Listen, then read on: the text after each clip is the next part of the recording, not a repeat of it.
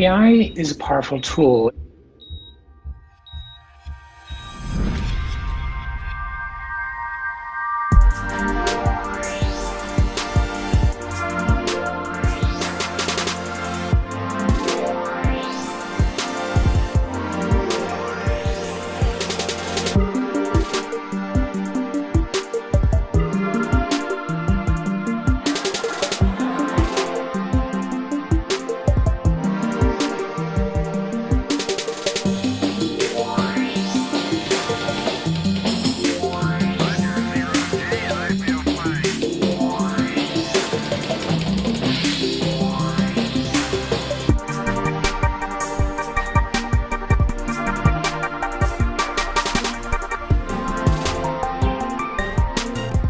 This summit can help ensure that artificial intelligence charts a course that benefits humanity and bolsters our shared values.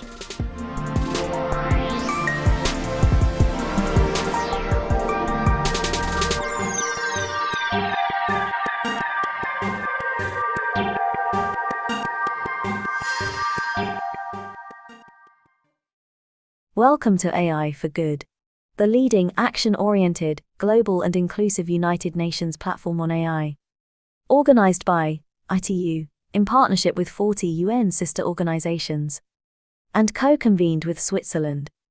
The goal of AI for Good is to identify practical applications of AI to advance the United Nations Sustainable Development Goals and scale those solutions for global impact.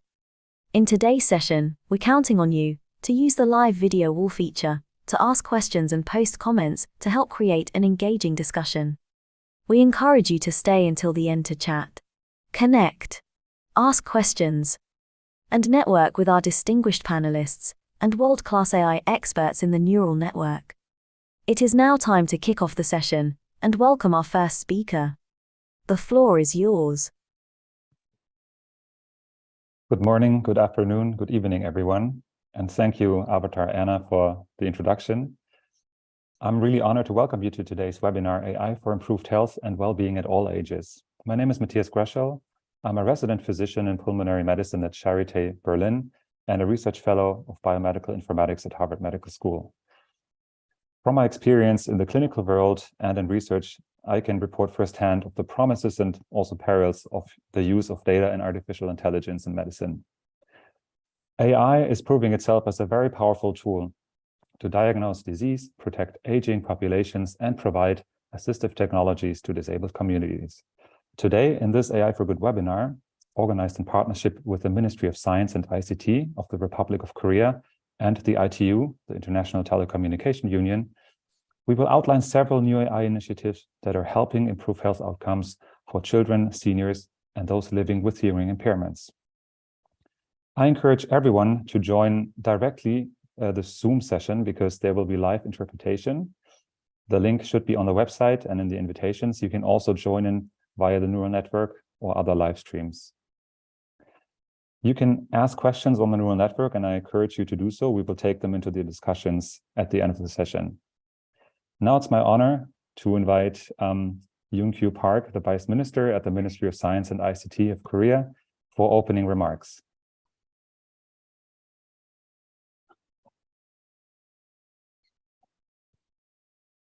Mr. Park, the floor is yours. Distinguished guests, ladies and gentlemen, I'm Yun-Kyu Park, Vice Minister for Science and ICT of the Republic of Korea. I would like to extend my congratulations on the opening of the AI for Good event prepared by MSIT and ITU. I would also like to express my deepest gratitude to Director Onoe Seizo of the ITU and all the speakers from home and abroad.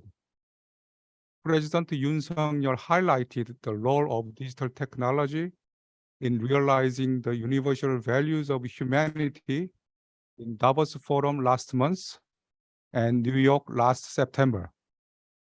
He also emphasized the importance of the international cooperation to this end. It is great pleasure for us to hold this event to share the Korean government's new AI policy and to explore how to use AI to help humanity in the field of healthcare and well-being. AI is emerging as a core technology for the digital era, leading innovation in both the public sector and in industry. The hyperscale language model AI service, ChatGPT, is achieving a record-breaking 100 million users within 2 months of its launch. This rapidly evolving AI technology will provide great opportunities, especially in the medical and health sectors. MSIT has been fostering the growth of digital healthcare sector by supporting development of medical AI, such as the Precision Medicine Project and the Dr. Answer series started in 2017. As you will see from today's presentations on Dr. Answer Pediatrics, the Hyperscale AI Elderly Call Service, and the AI-driven sign language translation service, AI is expected to contribute to improving quality of life by caring for marginalized people and precisely preventing, analyzing, and treating disease. I hope we can share our experiences and ideas on these initiatives through today's event. The Korean government will make efforts to contribute to the sustainable development of humanity using digital technology and leveraging its advanced ICT capacity. Last but not least, I would like to express my sincere thanks to all the participants who contributed to this event. I wish you all good health and happiness. Thank you.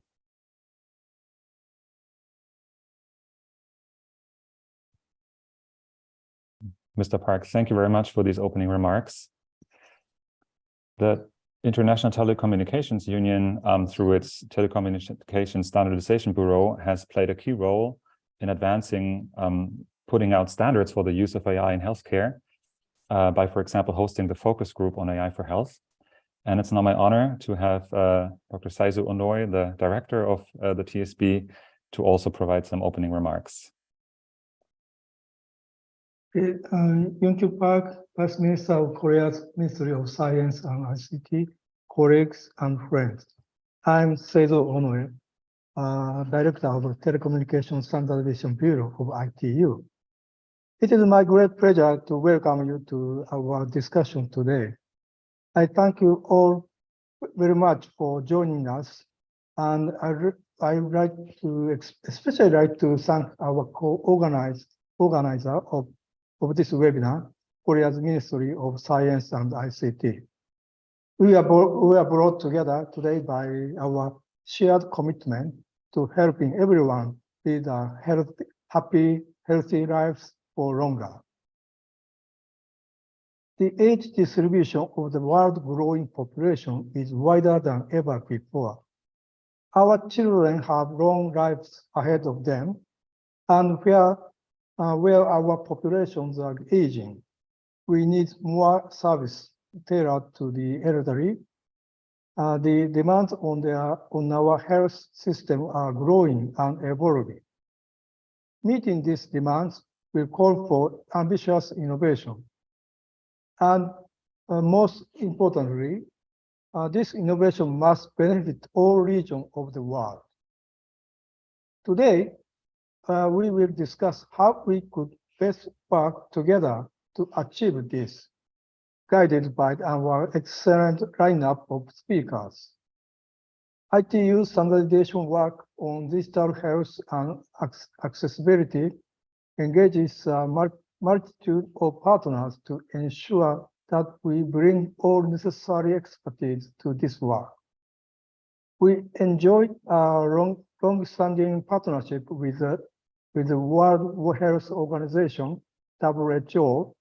ITU and WHO have joined forces to prevent sound-induced hearing loss, delivering an influential standard for the safe listening of music players, and we are now looking toward areas such as gaming and esports. Just last year, we delivered a standard on the accessibility of telehealth services.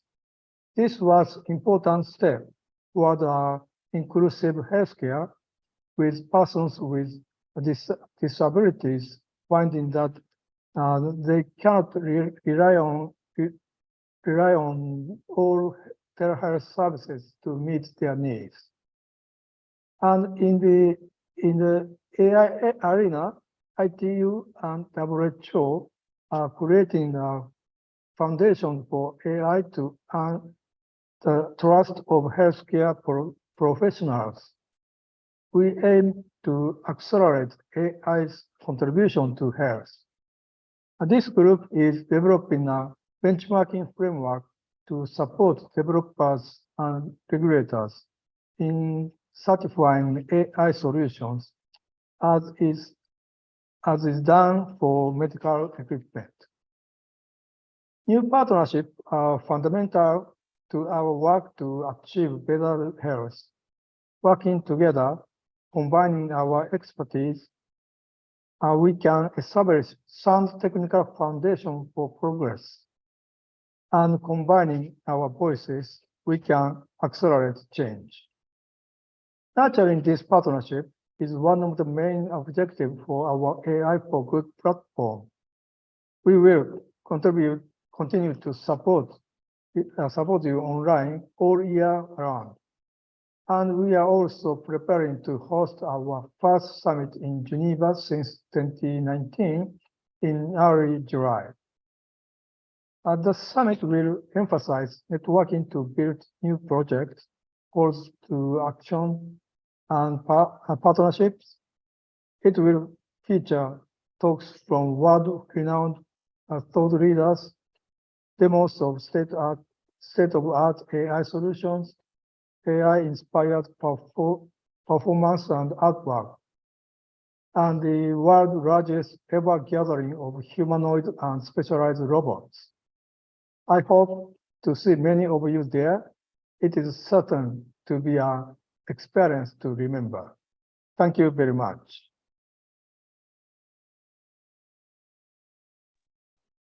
Thank you, Mr. Onoe. Thanks for these introductions. And we all look forward to the physical summit, July 6th and 7th in Geneva. And now it's time to kick off the presentations of today's session. We will start with Mr. Dongweon Choi, who is at the Ministry of Science and ICT. Mr. Choi has held a number of director positions at the ministry, and he is currently serving as the director of the AI policy division in the ministry. Mr. Choi will take us through Korea's digital strategy, and we look forward to hearing from you.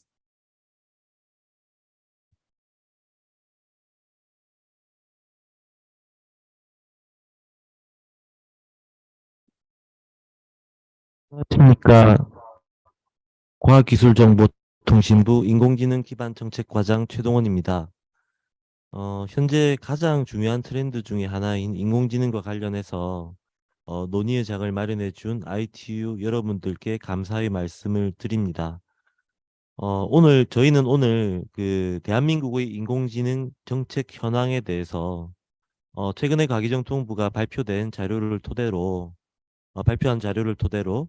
간략하게 말씀드리도록 하겠습니다.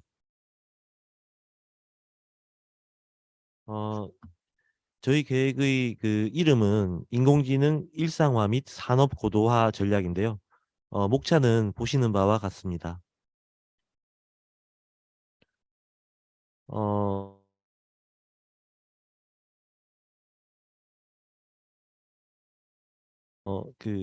인공지능은 잘 아시겠지만 빠른 속도로 성장하고 있습니다. 기존에는 단일지능 중심이었는데 최근에 초고대 AI와 복합지능으로 진화하고 있고요. 설명 가능한 인공지능 또는 토양의 데이터를 학습 가능한 인공지능 등 차세대 인공지능에 대한 연구가 가속화되고 있습니다. 아울러 인공지능은 반도체 등 하드웨어와 결합해서 그 인공지능의 성능이 획기적으로 향상되는 혁신이 이루어지고 있습니다.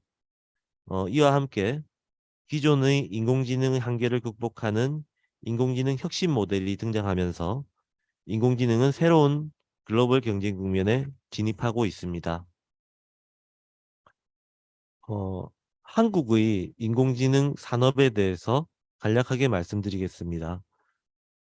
여기 표를 보시면 국내 인공지능 기업 수가 2020년에 933개이던 것이 2022년에는 1915개로 대폭 증량했고요.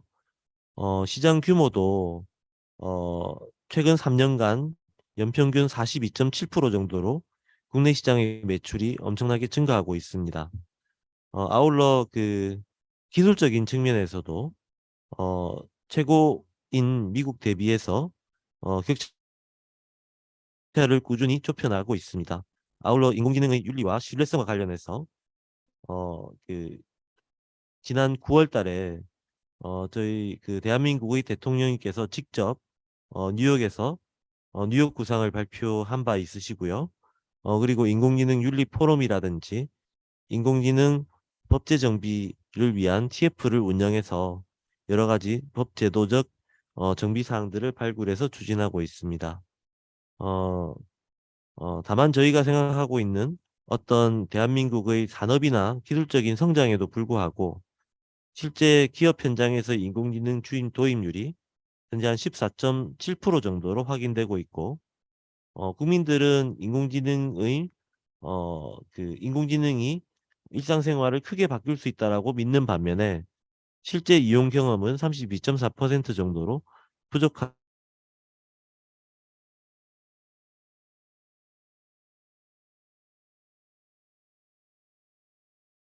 어떤 한계가 있는 상황입니다. 산업 기반을 토대로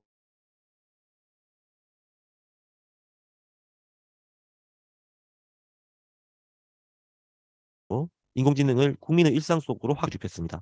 크게는 국민과 함께 인공지능의 혜택을 공유하면서 대규모 인공지능 수요 창출을 프로젝트를 추진하고 새로운 글로벌 경쟁 국면에 대응해서 기술 산업 경쟁력을 확보하고 세계의 모범이 되는 디지털 원칙과 법 제도를 정립해 나가려고 합니다.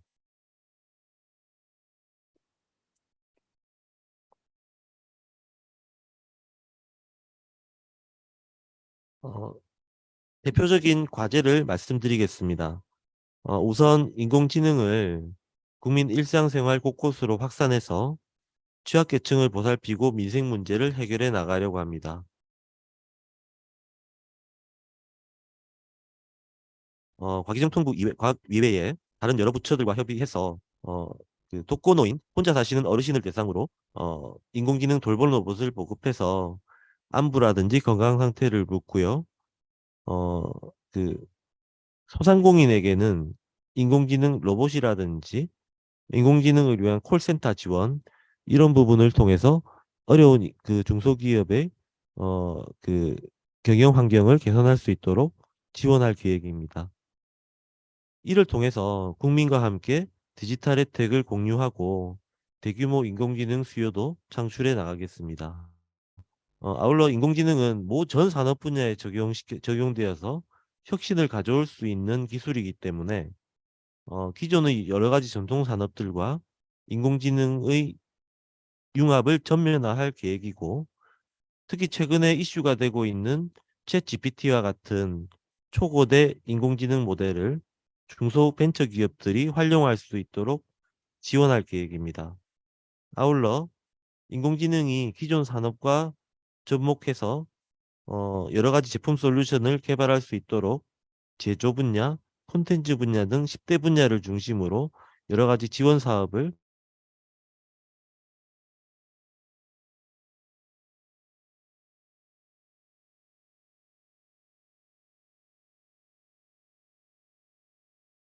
추진할 계획입니다. 행정 영역뿐만 아니라 입법 영역, 사법 영역까지 대폭 확대해 나가고자 합니다. 특히 대표적인 예들을 좀 몇 가지 말씀드리면 현재 그 저희가 그 한약재를 유통하기 위해서는 정부의 그 유통 허가를 받아야 되는데 이때 사람들이 그 허가를 하던 것들을 인공지능을 이용해서 좀 할 수 있을 것 같고요. 또 교통법규를 위반했는지 판단이라든지 어, 그다음에 건축물을 원래는 지어야 되지 않을 곳에 지었다든지 그런 어떤 부분을 탐지하는 부분을 사람이 기존에 했던 것들을 인공지능을 이용해서 효율성을 높이를 계획입니다. 다음은 인공지능의 기업의 성장과 해외 진출에 대한 지원을 해 나가겠습니다.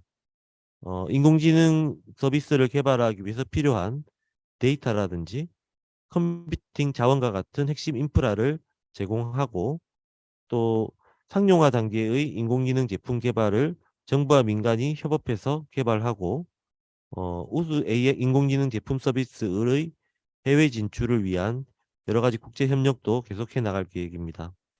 아울러 인공지능 제품의 기획, 공동 개발, 실증 전 과정에서 해외에 있는 유명 기업 연구소와 협력하는 체계를 갖춰 나가고 또 현지 진출을 지원하는 우수 인공지능 기업들의 국내 인공지능 기업들에게 여러 가지 도움이 될 수 있는 해외 거점을 만들어서 저희가 여러 가지 지원도 해 나갈 계획에 있습니다. 다음은 인공지능 기술과 인프라 부분입니다. 저희가 현재의 인공지능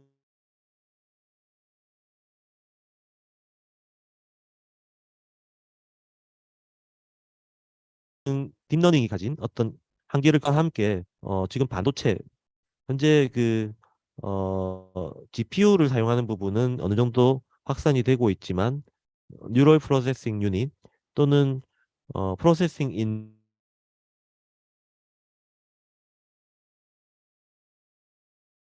메모리와 같은 어떤 최신이기 때문에 이런 부분에 대해서 지원할 수 있는 기술 개발 과제들을 정부 주도로 민간과 협업해서 추진해 나갈 계획입니다.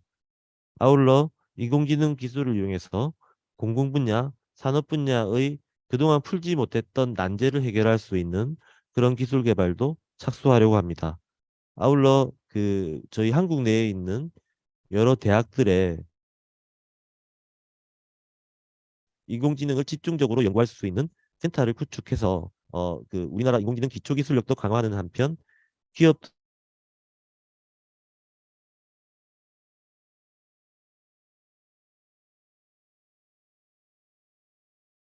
기업들이 어려운 점을 인공지능 기술로 해결해 클라우드 센터를 구축해서 저전력 교효율의 컴퓨팅 자원이 제공될 수 있는 방법도 검토해 나가도록 할 계획입니다. 법 제도 측면에서 디지털 시대의 세계 모범이 되는 신질서 정립을 위한 여러 가지 과제들도 추진해 나갈 계획입니다. 누구나 디지털 혜택을 향유하기 위한 보편적 권리 선언으로 디지털 권리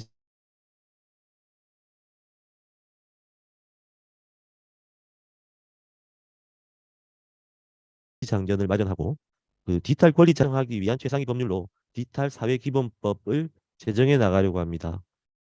그리고 인공지능 도입 활용이 활성화될 수 있도록 하기 위해서는 기존 여러 가지 법 제도의 틀을 개선해야 될 것들이 있는데요. 그런 것들을 발굴해서 저희가 개선해 나가는 것들을 추진해 나가겠습니다. 그리고 인공지능 윤리와 신뢰성 분야에서도 책임 있는 인공지능 개발이 이루어질 수 있도록 어떤 개발자들에 대한 신뢰성 있는 인공지능 개발 안내서를 마련해서 보급하고 그 준수 여부에 대해서 널리 확인할 수 있도록 인공지능 신뢰성에 대한 검인증 체계를 구성해서 민간 자율적인 시행을 지원하도록 하겠습니다. 이상으로 제가 준비된 자료는 다 말씀을 드렸고요. 대한민국의 과기정통부는 인공지능의 기술력 확보, 그리고 더 나아가 인공지능을 국민의 일상생활로 널리 보급될 수 있도록 해서 한국이 글로벌 인공지능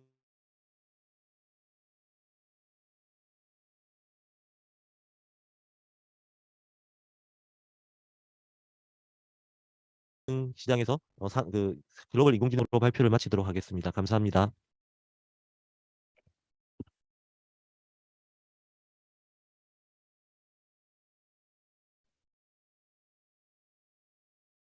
Thank you very much, Mr. Choi.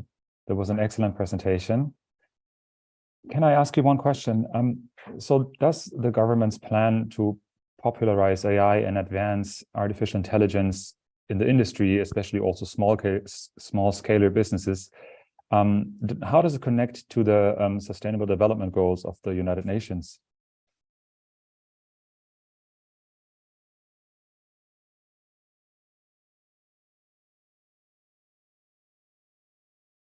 코로나 팬데믹을 겪으면서 글로벌 경제 사회 전반에서 지금 디지털 전환이 계속 가속화되고 있고요. 인공지능은 어떻게 보면 그 디지털 전환의 핵심적인 기술로 자리 잡고 있습니다. 저희가 이번 전략을 수립하면서 인공지능 기술들을 어떤 특정 계층이나 특정 산업이 아니라 그 국민들의 일상생활 전반에서 그 인공지능 기술들을 잘 활용할 수 있는 기술, 특히 그 취약계층을 포함해서 저희 국민들이 어려운 점을 해결하기 위해서 지금 의료 인공지능 소프트웨어들을 포함해서 인공지능을 국민생활 곳곳으로 확산해 나가려고 합니다.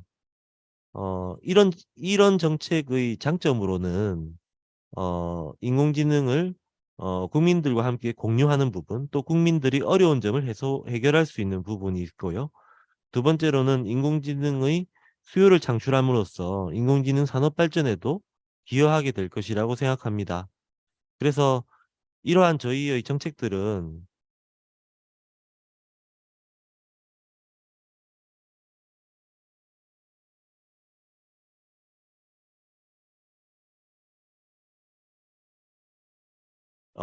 유엔의 지속 가능한 개발 유엔의 지속 가능한 개발 목표와도 맞닿아 있는 정책이라고 생각이 됩니다. 아울러 인공지능 기술은 현재 우리가 직면하고 있는 기후 위기라든지 환경 오염, 그리고 에너지 문제와 같은 여러 가지 그 지구의 어떤 글로벌적인 그 문제를 해소하는데 또 많은 주범이 될 것이라고 생각이 되고요. 이러한 문제들의 해결은 유엔이 생각하고 있는 핵심 목표 중에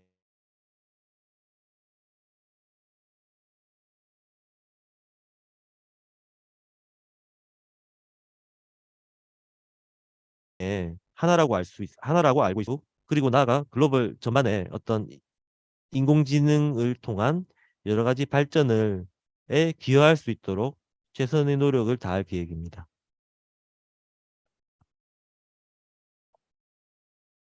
Thank you, Mr. Choi. That was excellent. And I look forward to discussing further at the end of the session with you. Okay, we move on to our next speaker, Anshu Banerjee. He is not able to join in person. We have a recording of his talk. Anshu is the director of the Department of Maternal, Newborn, Child and Adolescent Health and Aging at the World Health Organization. And we look forward to be inspired by his slides. Good morning, good afternoon, and good evening, wherever you are in the world. During the 21st century, all countries continue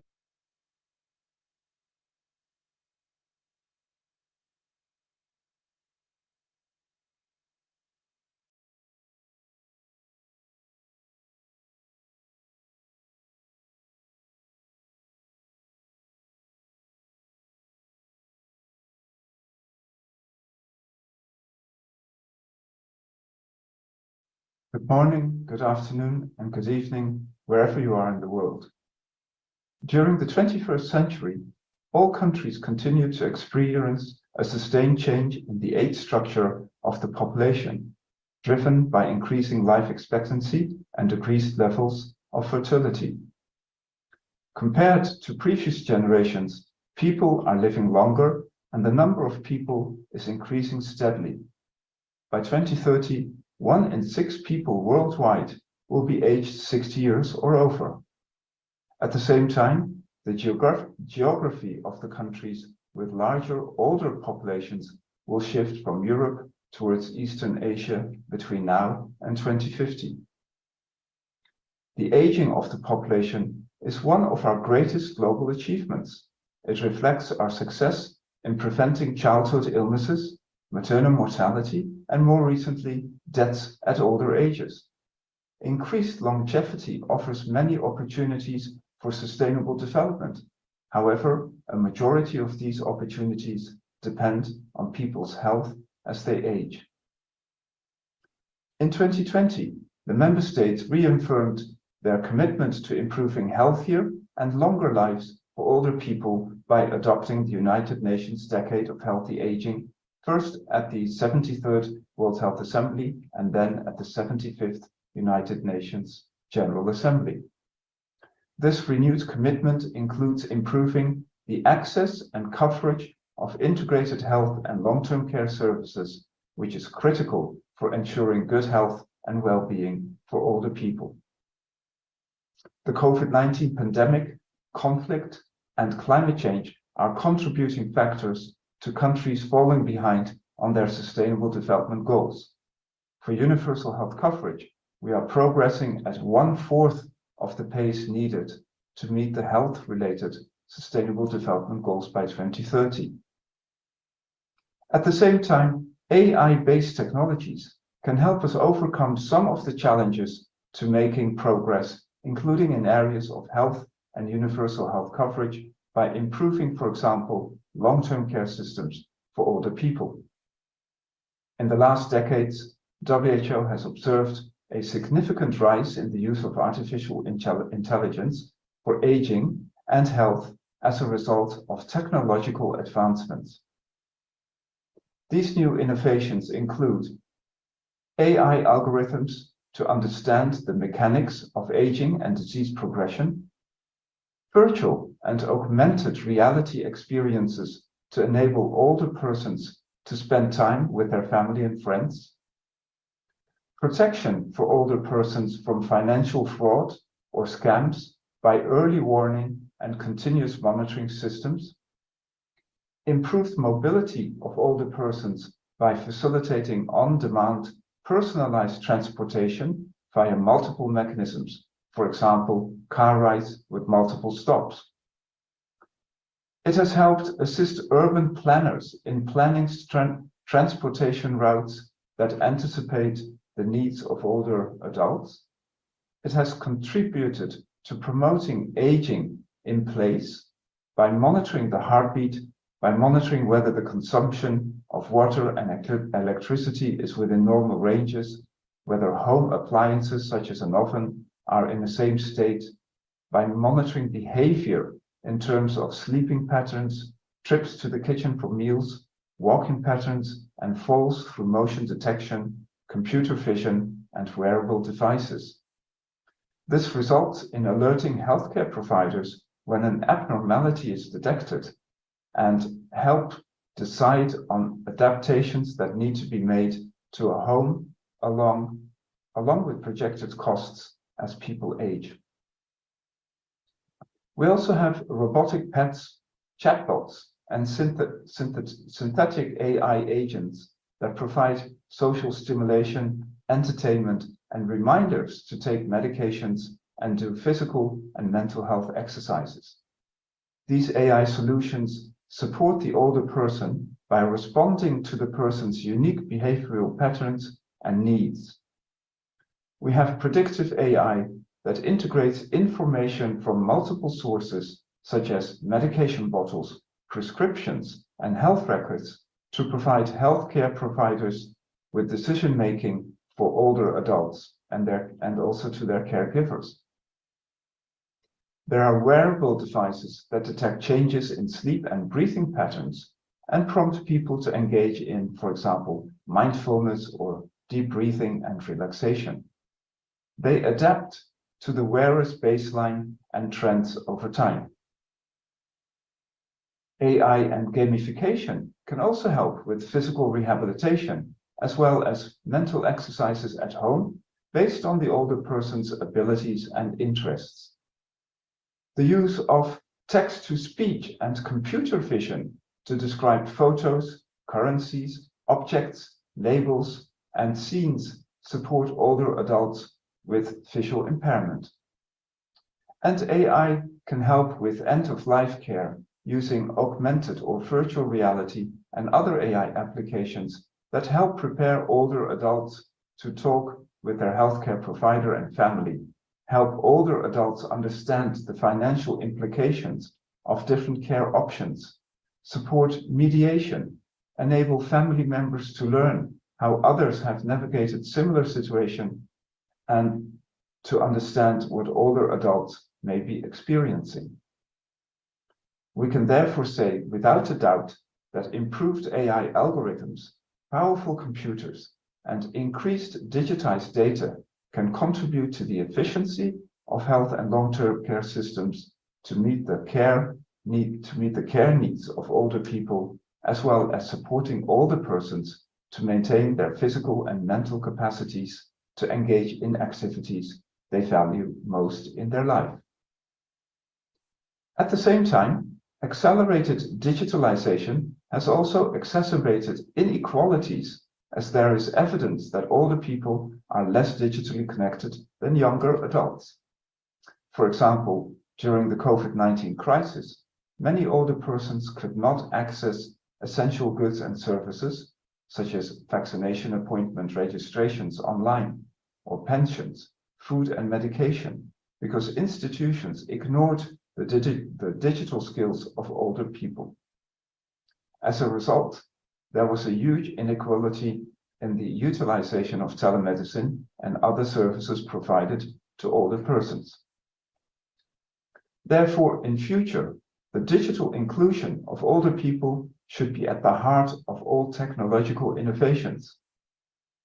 To conclude, as highlighted in the WHO review of AI technology published in The Lancet last year, AI-enhanced care is a promising innovation that could reshape the landscape of health and social care globally. However, more research studies, particularly from low and middle-income countries, are required to support their widespread implications and their cost-effectiveness. WHO, over the next 5 years, therefore envisages doubling the rate of the country's progress towards universal health coverage and health-related SDG targets, including by leveraging digital innovations in healthcare. Thank you.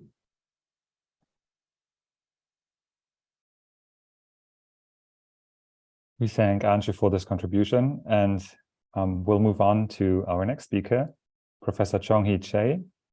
Professor Chae, she's a pediatrician who was trained and received her MD and PhD degrees at Seoul National University.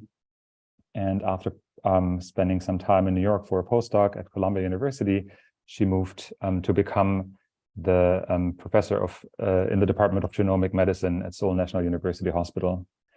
And as a clinician at the forefront of figuring out how to use data and AI for the well-being of patients, we're excited to hear your insights.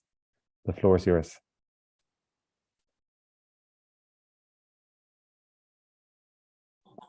Thank you for a nice introduction for me. Hello, everyone. I'm Jong-Hee Chae, pediatric neurologist, clinician, working as a director in Rare Disease Center in our hospital. First, let me share the slides.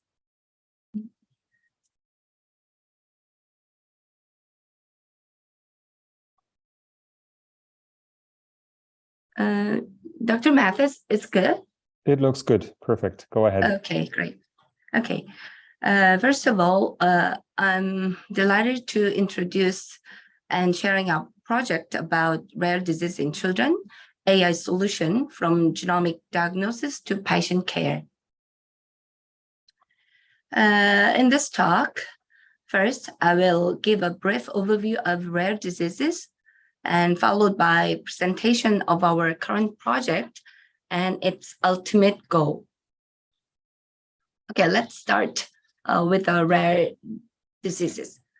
The definition of rare disease differs from country to country. For example, in the United States, a rare disease is one that affects fewer than 200,000 people. But in Korea, the prevalence of it is even lower, with less than 20,000 or a known number of patients affected. Overall, there are more than 8,000 different diseases, with 80% being genetic and 3/4 being early onset. However, unfortunately, only 10% of these rare diseases are treatable. The symptoms of rare diseases often involve multiple organs and are very complex and overlapped, and can even change over time in children. As a result, accurate diagnosis can be a challenge. Even with the advance of genomic technology, the diagnostic odyssey for rare disease, especially in children, can last from 5 to 30 years. Due to this complexity of the disease, the various phenome-genome correlations, and the limited number of clinical experts. In addition, in South Korea, medical resources about rare diseases are mainly concentrated in metropolitan area, Seoul. Therefore, most of the patients with suspected rare diseases visit more than 4 hospitals for a final diagnosis. Even after the final diagnosis, it is very difficult to return back to their regional hospitals for long-term care. To solve these problems I mentioned before, we have created a plan for an AI project that will reduce the service gap and improve medical care continuity. Our platform allows doctors in regional hospital to do the timely genomic diagnosis, and based on the accurate genetic diagnosis, updated treatment information and appropriate long-term care can be provided for the patients. In order to address the challenges mentioned before, we have created a plan for an AI project, A for children, A4C. 4C stands for connection, curation, customization, and continuum. We have gathered data from more than 60,000 rare disease patients with accurate genomic diagnosis from 6 well-connected core medical facilities, which is located in metropolitan area. And we are also developing deep learning algorithm for the best genomic diagnostic accuracy and collecting updated treatment information for customized treatment of each rare diseases. Finally, we are establishing plans for lifelong patient monitoring to ensure care continuity. Let me show 3 scenarios in clinics of regional hospitals after the success of our project. First, genomic diagnosis software things. There was a 8-year-old boy who had been suffering from severe, progressively worsening hand and foot pain, migrating one, for more than 2 years. He had visited more than 4 regional hospitals over the course of those 6 years before. Eventually, being diagnosed with Fabry diseases at Seoul Metropolitan Hospital. Fortunately, we had a drug in our hands that could be used to treat him, and his quality of life greatly improved, preventing further complications of renal dysfunction. But it took 6 years from the final diagnosis and treatment. This is the past and present status. However, with the use of genomic diagnosing software, doctors can input clinical information and load the genomic data, and the software will give them a possible diagnosis of Fabry disease based on genomic analysis.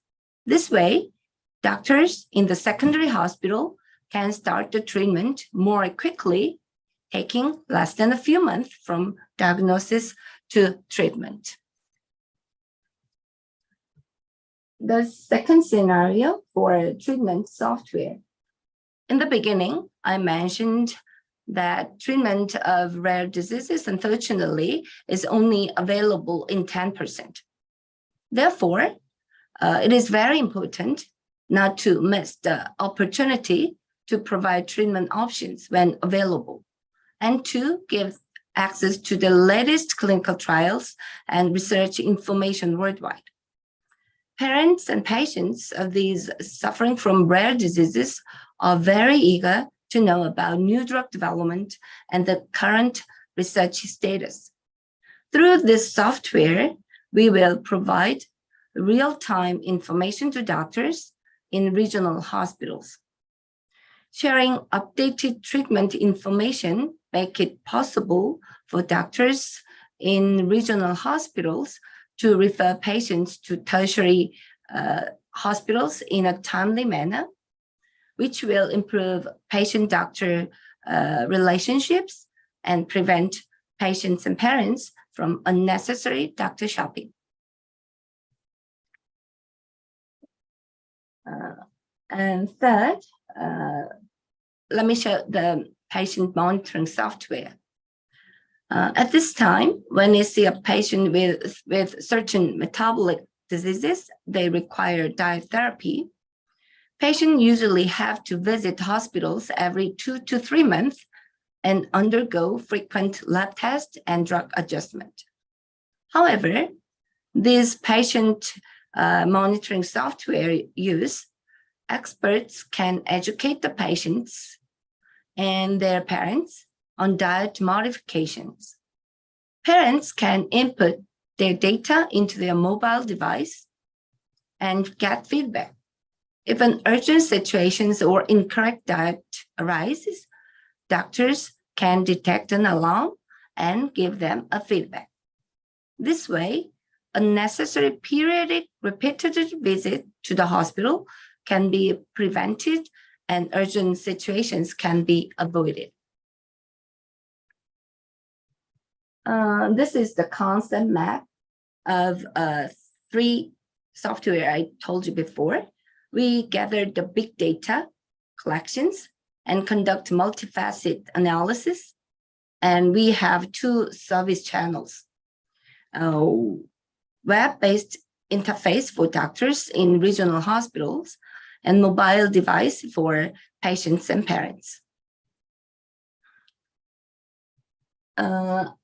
Our organization of this project consists of 6 core well-connected tertiary hospital located in Seoul metropolitan area, including our hospital. In this hospital, there are so many experts in so many different areas, and which provide big data of genome and phenome by the many experts.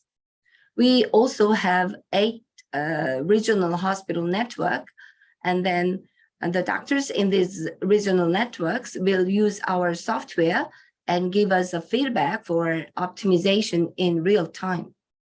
And we also have 4 companies who work together in the development of the software, and we have technical and service advisors. For establishment of AI learning dataset of genomic analysis software, we are utilized 25,000 patients' genome and phenome data from the Metropolitan Expert Hospital, and we also use the open public database. We are developing deep learning-based AI model for a more accurate prediction of variant function and pathogenicity of the variant using more than 3 million variants informations.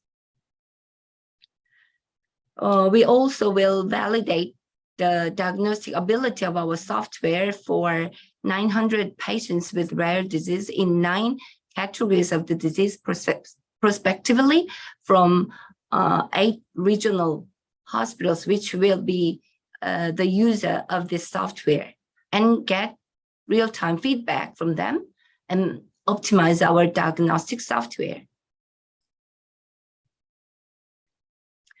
Our goal is about 94% accuracy in pathogenic variant calling, which is quite fair globally, I think.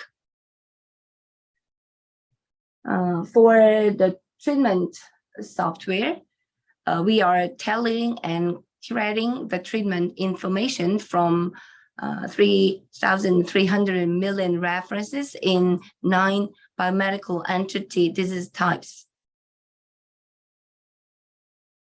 A little complicated, so I want to skip this one. For the long-term monitoring software, it is impossible to make monitoring software for each rare disease. So we started to develop in 2 prototype diseases. One is metabolic disease, which requires diet modifications, and then the other disease requires regular physical therapy. And then we will expand to other rare diseases one by one. This is a mobile screen example for the patients. We are making a service that focuses on 4 areas here. 3 areas, hospital visit, drug management, and symptom management. They are commonly used in most of rare diseases. And tailored management areas such as rehabilitation or diet therapy, I told you before the previous slides.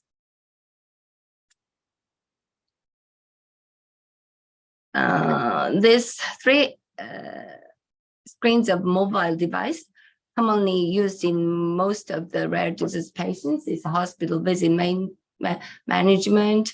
When did you go visit the hospital, and when is the next hospital schedule, and drug management screen and symptom management screens here.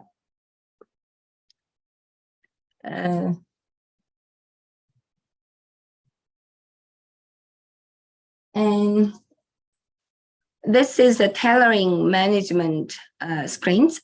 This will allow patients to learn appropriate physical therapy and make physical therapy diaries every day with self-checkup, similar to a fitness application we are commonly using. For dietary management software mobile screens, parents will be able to calculate the calories and diet modifications and perform self-checkups. These activities can improve the compliance and prevent unexpected emergency situations. Okay, I want to close and summarize my talk and this ultimate goal of ours. Through our AI for Children, A4C project, we aim to achieve 3 goals. First, the technical aspect. We aim to obtain a global standard AI genomic diagnosis technology that could be helpful in regional hospitals with limited resources. Through these technology advances, we wish to participate in the market that is expected to grow into $30 trillion nationwide in Korea by 2030.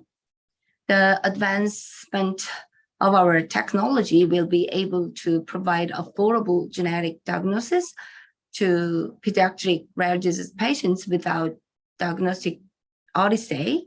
This will also lead to alleviating centralization of patients to metropolitan area and correct the referral system in nationwide problems, and will save trillions of medical costs and valuable time for both patients and clinicians. Our hope is to diagnose and treatment of patients with rare disease in Korea is to treat many patients worldwide, one of which can be a future Steve Jobs. Thank you for having me. Thank you, Dr. Chee. That was amazing. I am wondering how, so if I'm a pediatrician in you know, maybe not in one of the larger centers, how do my patients get into this AI for Children's and the genomic program? When can I sign them up for exome sequencing if I don't know any further in terms of diagnoses? Actually, here in Korea, exome sequencing is very popular, and target panel sequencing is very popular even in the regional area. But as you know, in rare diseases, the data pileup to validate the pathogenicity of the variant is very important. So we pile up the data and make a big data to give them the regional doctors, how about how you estimate the pathogenicity of the variant. So we deliver this software to the regional doctors, especially the lab doctors who are performing the NGS in their regional centers, and then share the variant pathogenicity judgment. So it'll be helpful for them to do the diagnosis. Of course, in the phenotype is very important to assess the pathogenicity, you know. Yeah, it's very impressive. So we deliver our software to the regional hospitals which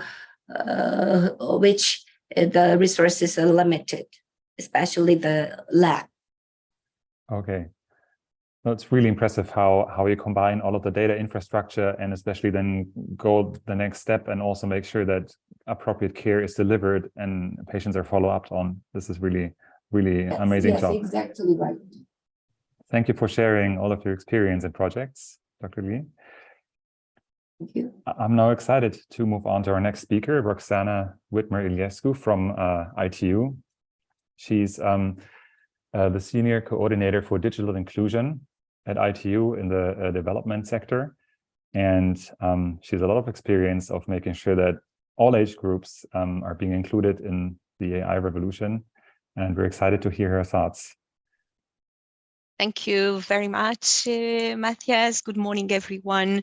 I'm really thrilled to share this discussion with you and to set the scene in a very short way, and also to let you know how ITU is trying to address holistically the work that we do in digital inclusion. I would ask my colleagues if they can put the video that we prepare for you. Thank you. ICT digital accessibility, the key to achieving a digitally inclusive world. We're living in an increasingly interconnected world.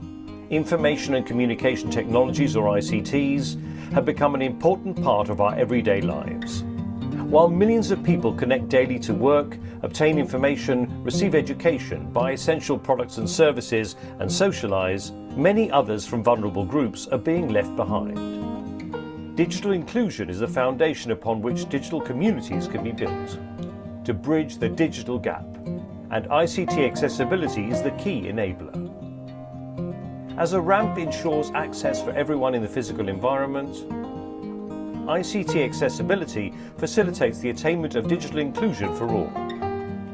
Digital accessibility guarantees that all people, regardless of gender, age, ability, or location, benefit on an equal and equitable basis from the opportunities offered by ICTs. Accessible ICTs are devices with embedded accessibility features from the design stage. For example, smartphones. But accessible equipment is not enough for everyone to understand information and be able to interact. To guarantee access to and use of ICTs by all people, regardless of their specific capabilities, needs and/or circumstances, digital content as well as any product or service provided through digital platforms must also comply with the accessibility guidelines and related standards. For example, in a noisy space, a person can communicate through a chat, just as a person with a hearing disability would. A visually impaired person will send voice messages, just as a person caring for a baby does, or someone who cannot use their hands to write. A migrant or a person who does not master a language can access important information if it is provided in easy-to-read or intuitive formats, which will also serve a person with cognitive disability. 3 building blocks are needed to achieve digital inclusion for all. Access and digital infrastructure to ensure internet connectivity is in place. Affordability, so that users can afford internet access and buy devices to connect. Accessibility of ICTs, which is key to fulfilling digital inclusiveness for all people and encompasses implementation of ICT accessibility policies, regulations and standards. Development of accessible ICTs, including devices, products and services. Appropriation and digital knowledge skills by all end users. Building inclusive digital communities is everyone's responsibility. Only through collective efforts will we successfully build the digitally inclusive world we want. Join ITU's work in ICT digital accessibility. For more information, please visit our website and resources, www.itu.int.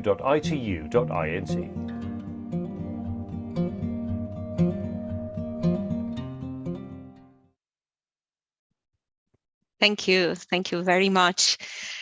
So to resume, we all saw that our world is digital and information and communication technologies, if developed in accessible formats and with universal design principle in mind, not only are important enablers for the empowerment of all of us, but also for the creation of inclusive and age-friendly environments with suitable conditions for healthy living of the older adults of today and tomorrow. So we all talk about the aging. We see that aging has become an increasingly important topic for all of us and for all policymakers and decision makers globally, because we know that the number of older adults is growing at the faster pace in world history. And we also know that in some region, like in Europe or North America or Asia and the Pacific, 1 in 4 people will be age 65 and over.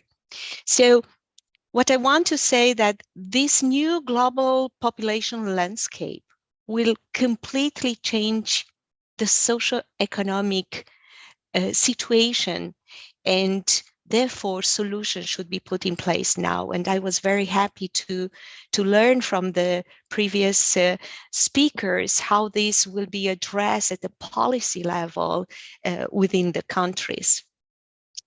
Now, it's more important than ever that opportunities offered by the technology are equally and equitably available, as it was mentioned in the video, available, affordable, and accessible to all people, regardless of our age or gender or location or ability to use technology. And of course, the skills necessary to use this technology are also essential requirements, because even if the technology is in place, if the policy and decision maker didn't make appropriate actions and programs to ensure that people knows how to use the technologies, it will be very difficult for them to be included and to participate in the digital societies and economies. What I also want to briefly share that we all know that technology has radically transformed our world, in our work, in education, in leisure, socializing, and so many other activities that take place in a digital space. So wouldn't we all want to continue having access to all these benefits as we get older? In addition to, let's say, the health aspect, it's about the right to live as we are doing now. So since many activities of our daily life happen in the digital space, the right to access and use ICTs become a human right. And to respect this right, we should ensure that all digital products and services provided to people are digitally accessible for all of us. So to translate this, let's say universal design in the technology should be centered around people and developed to be used as many as consumers as possible. That means ensuring that ICTs, so digital accessibility requirements and standards, are respected from the design of the development of the technology as equipment or as a product and service. So with this in mind, I believe that there is no doubt that promoting technology that is digitally accessible and facilitating the use by everyone, including older person, jointly with digital skills and knowledge tailored for older adults, also in local languages, consider local habits, needs, interests, are key to encouraging a culture of healthy aging in which older persons are fully included in the digital environments, economies, and societies.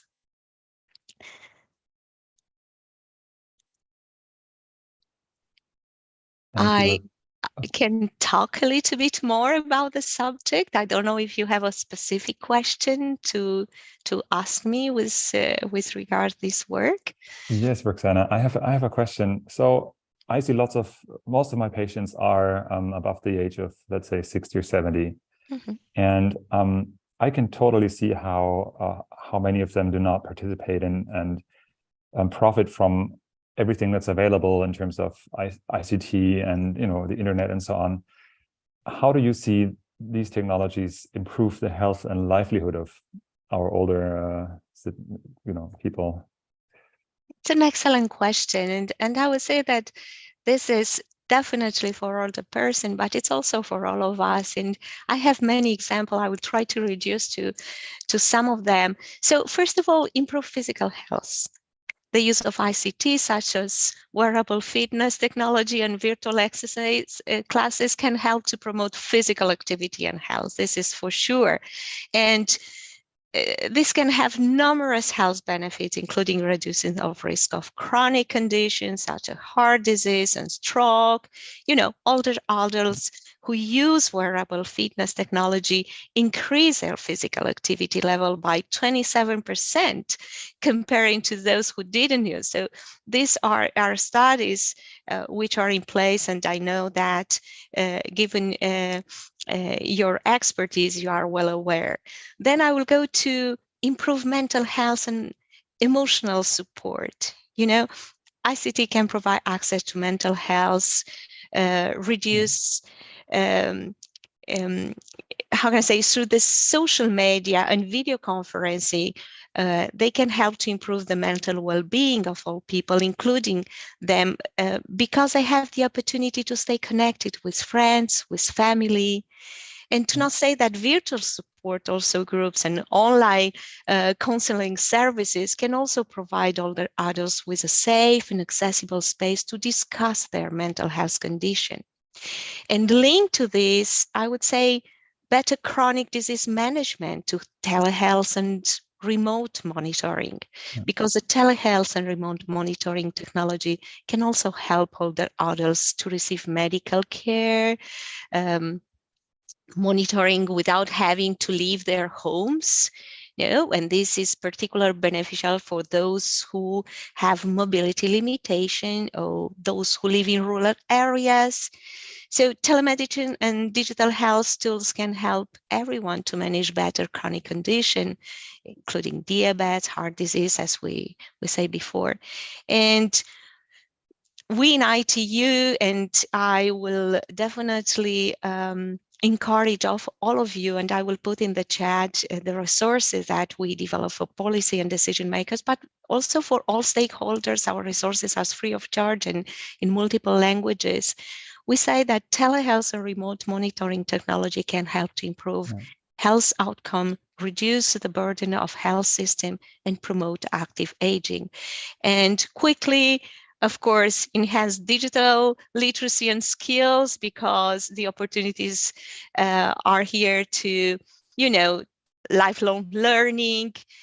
This also improve cognitive function, everybody who use skills or even online games can help to improve cognitive functions, and so on. We can go increase independence and mobility of quality of life through the GPS navigation systems, safety and security, at home, monitoring system to help to improve the safety and security of older adults, particularly who live alone, and so on. We can go so on and so on, because technology affects all aspects of our life, and therefore everywhere we find a component that this technology can be helpful for older adults. True. But also for all of us. All of us. Well spoken, yes. And I love how the talks in the session connect from showcasing how children with rare diseases profit from this, and now how you discussed how older people and essentially everyone profits. Absolutely. To resume, the only thing that I would like to say, it's really time to address digital inclusion and problems that we can see related to the barriers that this digital space can have for everyone from a holistic perspective. The children of today, as we say, are the elders of tomorrow, and anyone in every moment of our life we can face a disability. Is for this that we have to stop living, we have to stop to work, we have to stop being in contact with our loved ones. So I believe that the key issue here is that all of us try to see people from a holistic perspective, and whatever we do for a group will also positively impact into another group well-being. Perfect. Wonderful conclusion. Thank you, Roxana. Thank you. Let's move on to our next speaker, Jung-Woo Ha. Jung-Woo has a background in computer science and received his PhD at Seoul National University, and is now working as an AI scientist and actually the head of the Naver AI lab, and is going to tell us what he's working on, and we're looking forward to hear his perspective. Jung-Ha, the floor is yours. Thank you. Yeah, okay, thank you for the introduction. I will share my screen.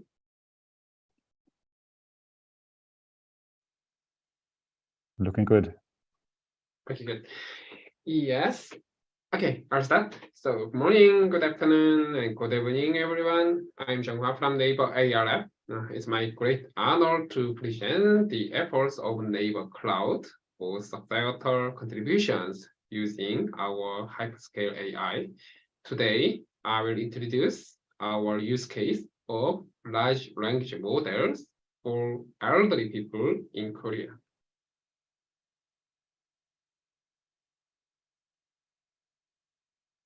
Okay, so before the main contents, I would like to briefly introduce Naver Cloud. Naver Cloud is a subsidiary company for Cloud of Naver, which is Korea #1 internet and tech platform company. By reorganization in January now, Naver Cloud is an AI vertical company from computing infrastructure, AI technology, including long-term research, and cloud-based software and solution services. In particular, AI tech team of Naver Cloud covers all mainstream AI engines such as computer vision, natural language processing, speech, and recommendation, and their engines and applications like this figure.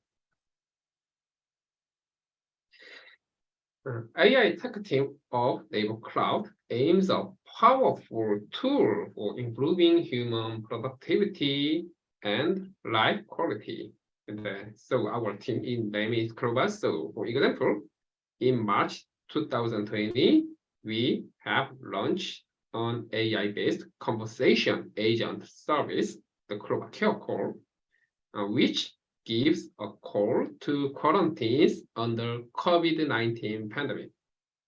For the past 3 years, our Clover Care Call has given a call over 1.3 billion people in Korea and 1 million people in Japan, and thus contributing to suppress COVID-19 spread.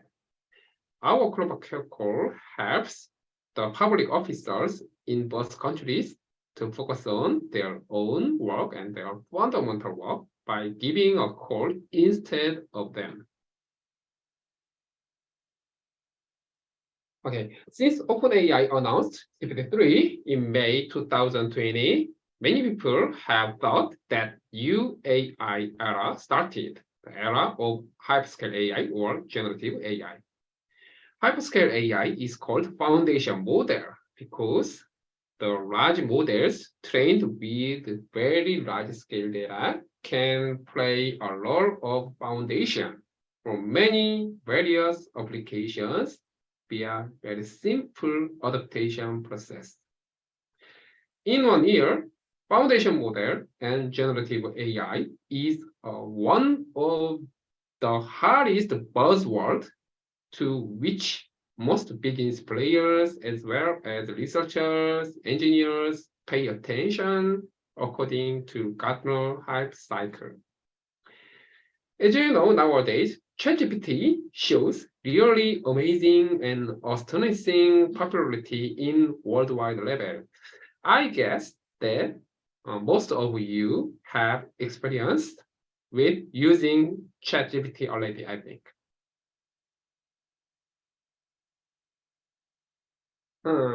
Actually, the making hyperscale AI requires the 3 main factors: the computing infrastructure, large-scale training data, and talented AI experts. For securing our own hyperscale AI, we acquired in-house supercomputing infrastructure, NVIDIA SuperPod, in 2020.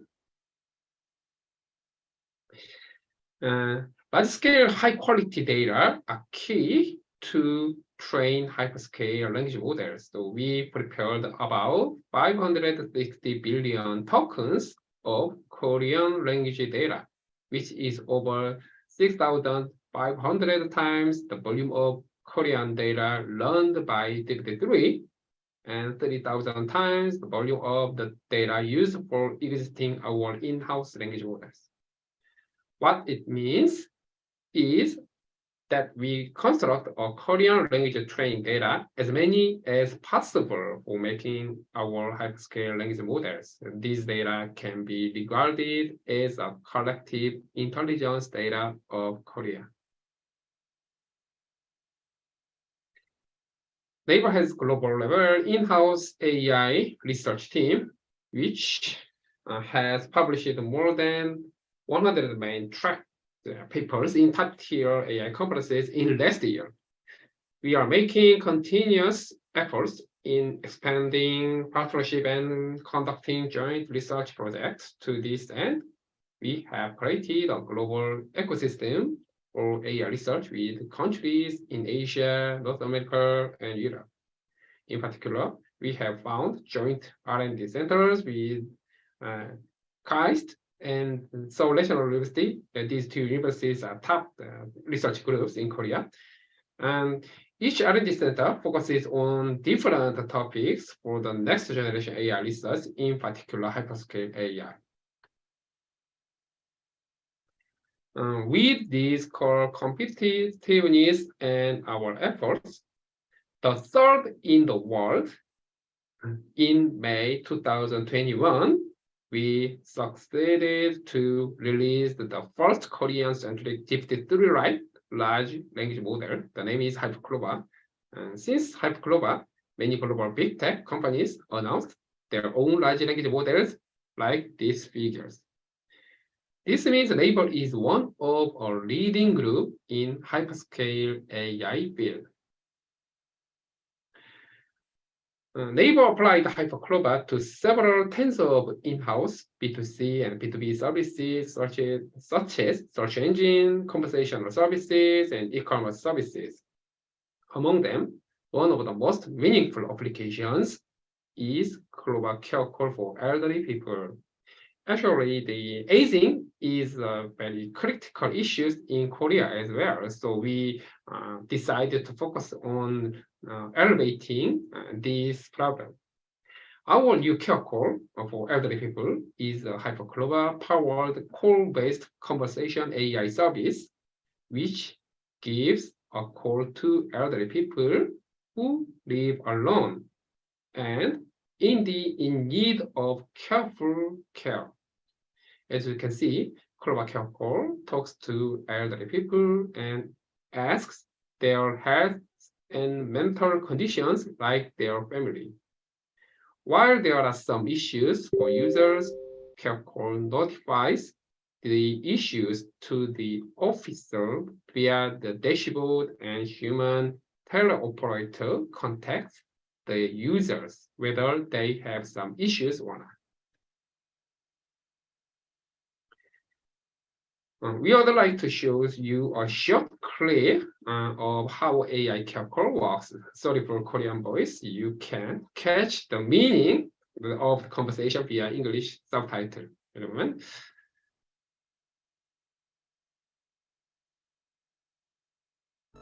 어르신 안녕하세요. 지금 네, 통화해도 안녕하세요. 괜찮으세요? 네, 그동안 별일 없으셨죠? 덕분에요. 그러셨다니 다행이네요. 혹시 불편하신 점은 없으신가요? 코로나 때문에 걱정이 많아요. 맞아요. 코로나가 빨리 종식되어야 할 텐데 걱정이네요. 맞아요.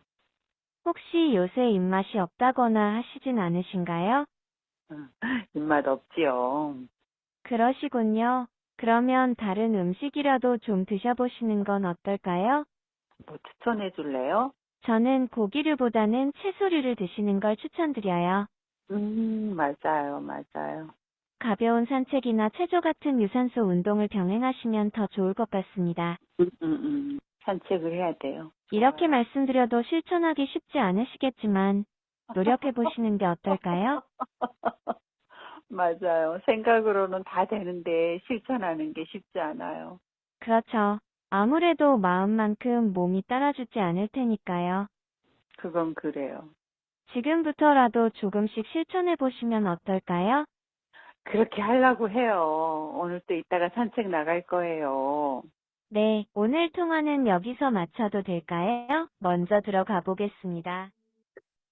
Yeah, actually, I think Clover Care Call is better than me because I cannot talk to my mother like Clover Care Call.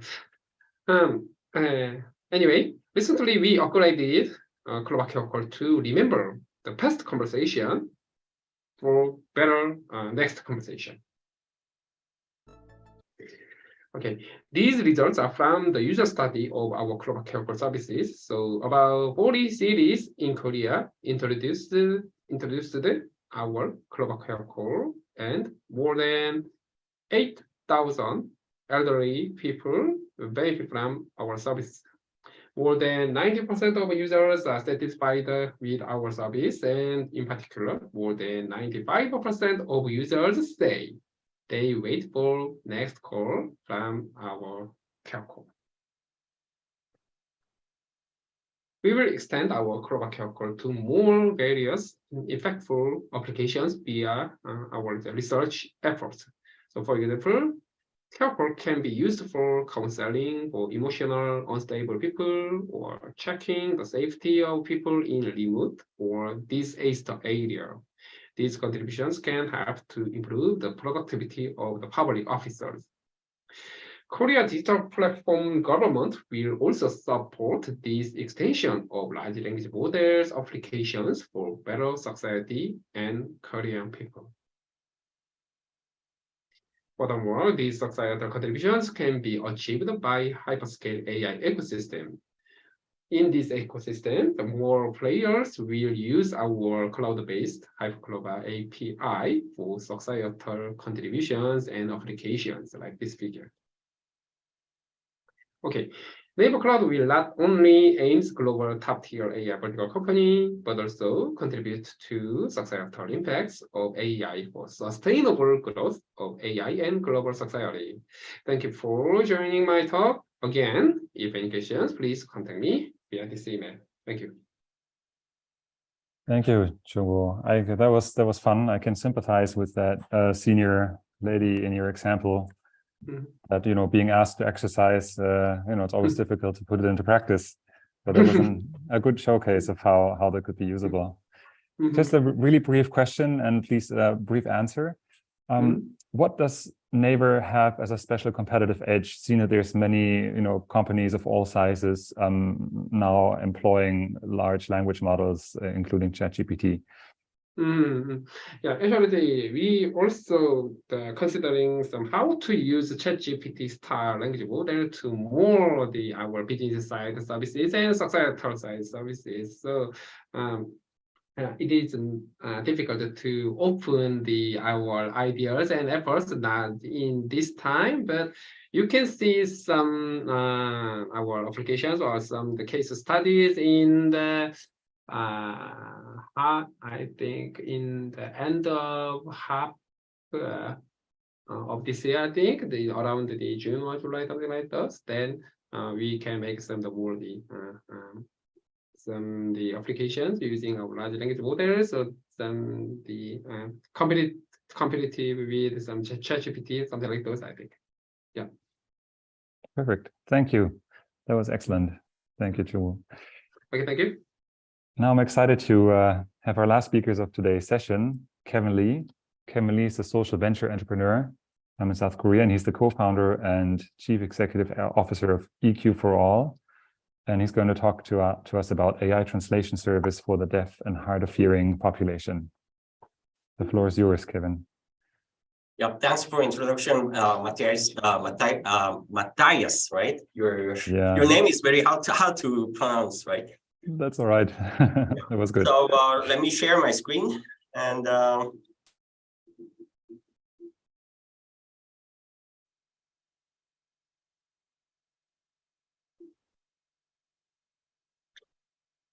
can you see my full screen? Looking good, Kevin. Go ahead.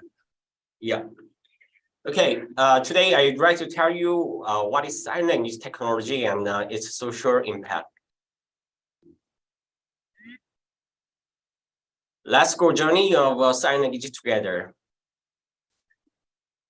There are 466 million deaf and hard of hearing people in the world, and sign language is recognized as an official language in 71 countries, including Korea, where more than 2/3 of deaf people use sign language as their first language. Many of them have difficulty in reading text. So sign language is essential in access to the information as well as communication. What is sign language translation technology? We can simply imagine this kind of system, right? Let's deep dive on it. First part is translation engine. Avatar sign language translation technology has evolved through those three phases. The full motion capture is just capturing signing and mapping to avatar. It takes 20 to 40 man days for just one page of text translation.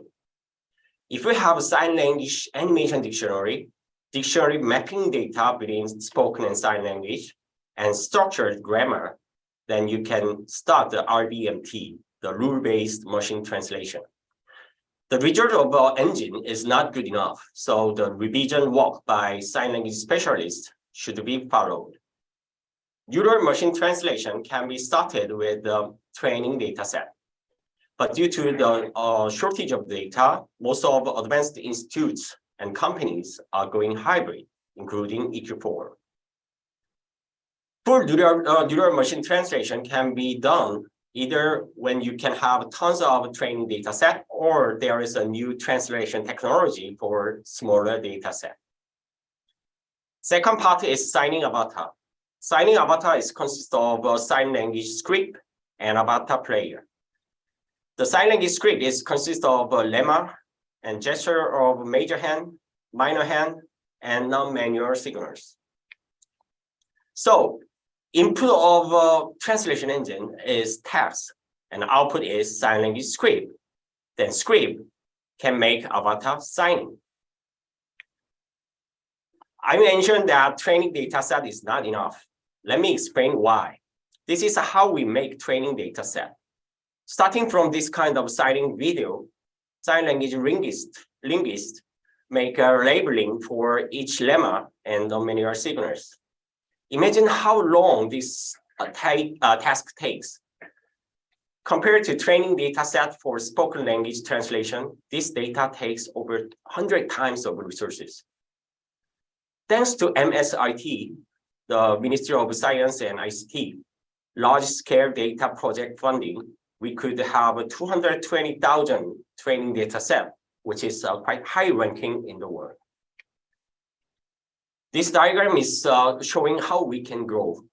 If there is a customer project, we get the text to be translated and it goes to the translation engine first. The translation result moved to the revision platform. Finally, revise the sign language script and player will be delivered to the customer. Flywheel of this platform starts from customer project. The more customer project, the more history data we can get. As the history data can be easily converted to the training data set, so it increases the training data set. And it makes the translation engine perform better, and it reduces the human revision work, which means the cost reduction. The lower price brings us more customer project, and more customer project means bigger social value creation.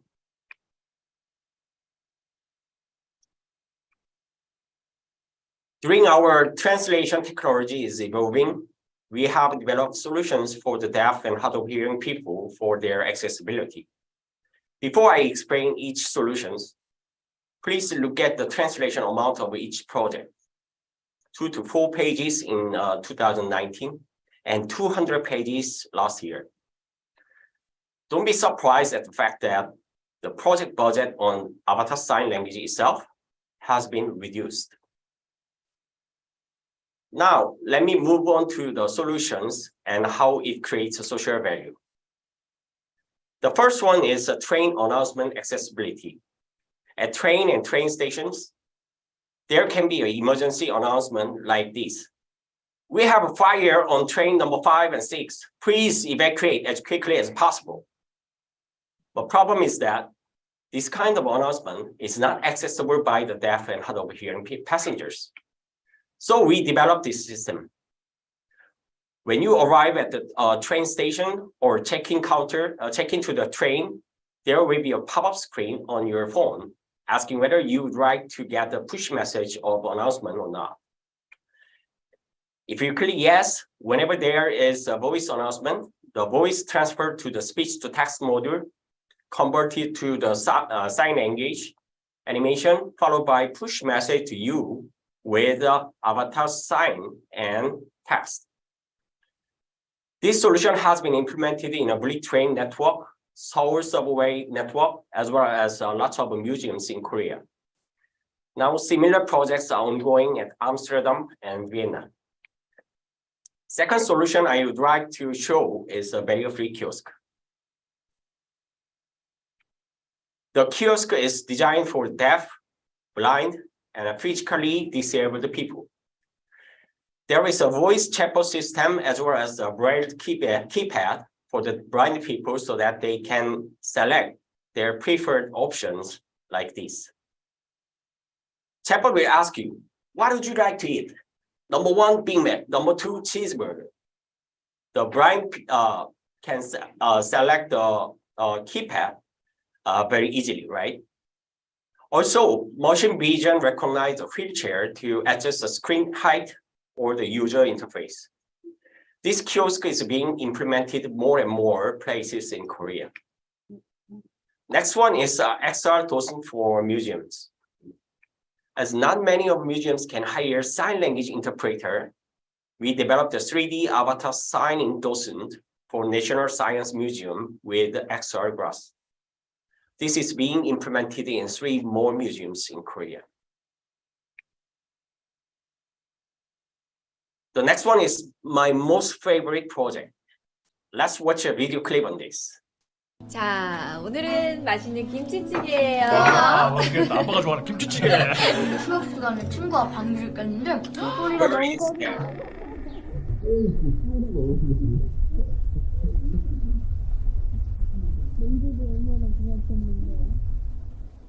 청각장애인 아동의 90% 이상이 성인 가족에서 Over 90% of deaf children. 개굴개굴 초록개구리 물속에선 어프어프.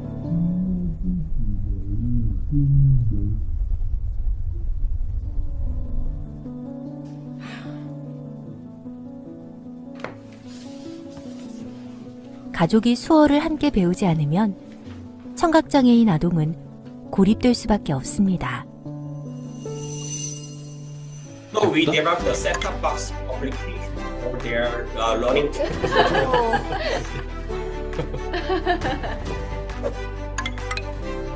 It's a signing game with a webcam and machine vision, half them for immersive learning experience.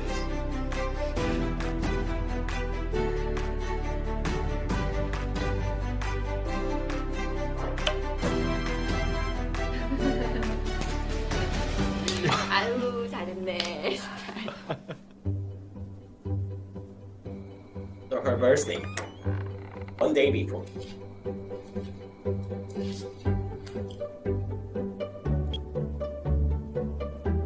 생일 축하를 수어로 어떻게 해? So voice recognition for dictionary search is implemented. 생일 축하합니다.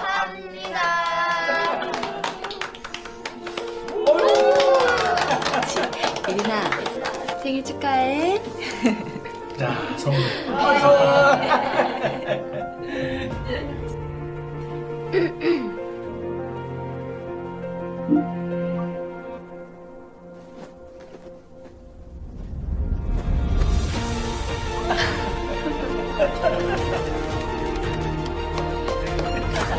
청각장애인 가족의 소통을 돕습니다.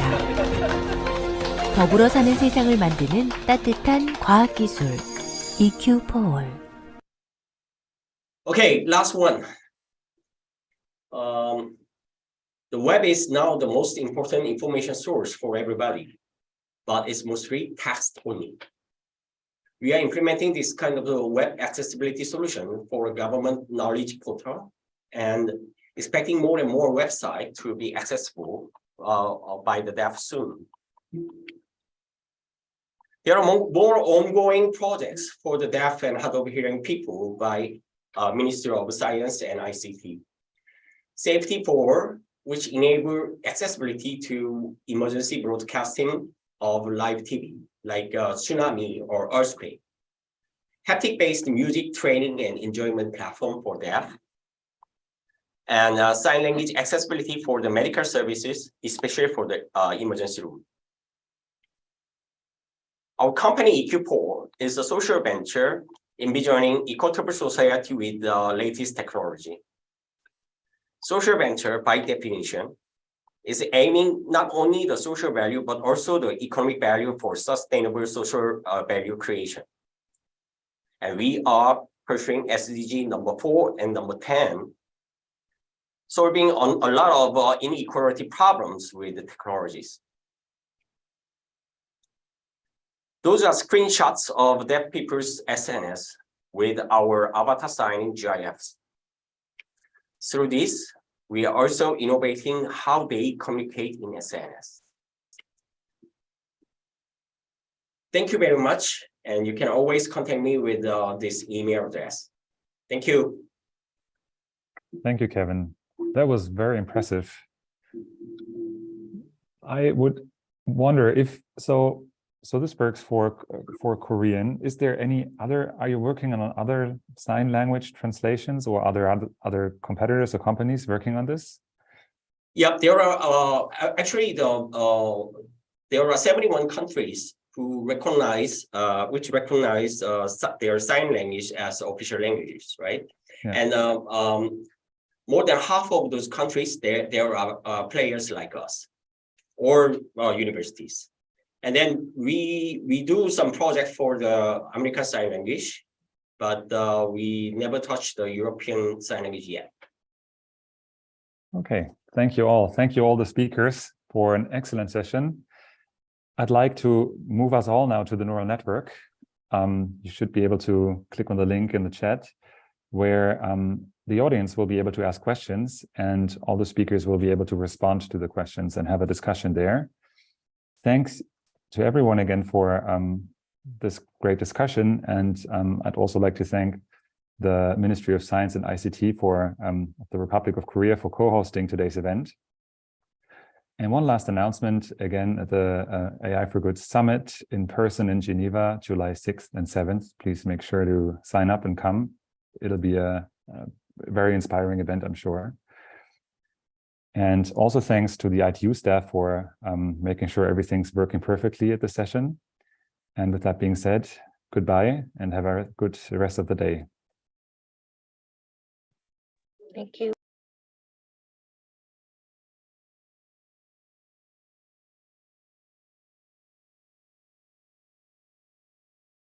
Thank you for participating in today's AI for Good session. We hope you've learned something new, innovative, and engaging in today's event. We now encourage you to continue the conversation on the live video wall in the neural network. Here you can ask questions, like and comment, share links, complete the poll, connect with interesting profiles, or speak one-on-one using the chat and video function. We invite you to explore the lobby, try the smart matching quiz, visit the virtual exhibits, poster boards, the eShop, and build your personalized AI for Good program. Let's shape the future of AI for Good. AI is a powerful tool.